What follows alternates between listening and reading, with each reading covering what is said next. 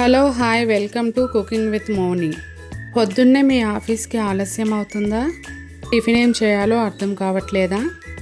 10 మినిట్స్లో రెడీ అయ్యేటటువంటి సేమియా ఉప్మా మీకోసమే. ముందుగా స్టవ్ మీద బాండీ పెట్టుకొని 2-3 చెంచాల నూనె అనేది వేయాలి.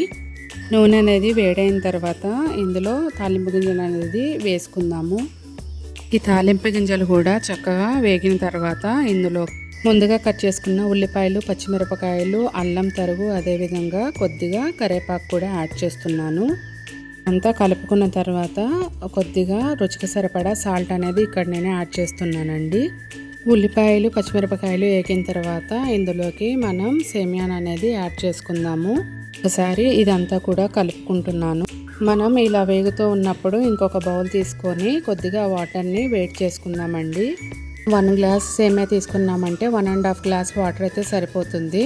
నీళ్ళు అనేవి ఇలా పొంగిట్లాడేంత వరకు వేడి చేయాలి. ఇప్పుడు దీనిని మనం ముందుగా వేయించుకున్నటువంటి సేమియాలోకి ఈ యొక్క వాటర్ని అనేది యాడ్ చేస్తున్నానండి. మీరు ఇక్కడ గమనించారు అంటే సేమియా అనేది మునిగేంత వరకే నేను ఇక్కడ వాటర్ అనేది యాడ్ చేశాను. ఇప్పుడు మంటని మీడియం ఫ్లేమ్కి అడ్జస్ట్ చేసుకొని మనం మూత పెట్టి 10 మినిట్స్ తర్వాత చూసాము అంటే చూసారు కదా, ముద్దలు లేకుండా ఎంతో చక్కనైన టేస్టీ సేమియా ఉప్మా అనేది రెడీ అయ్యిందండి.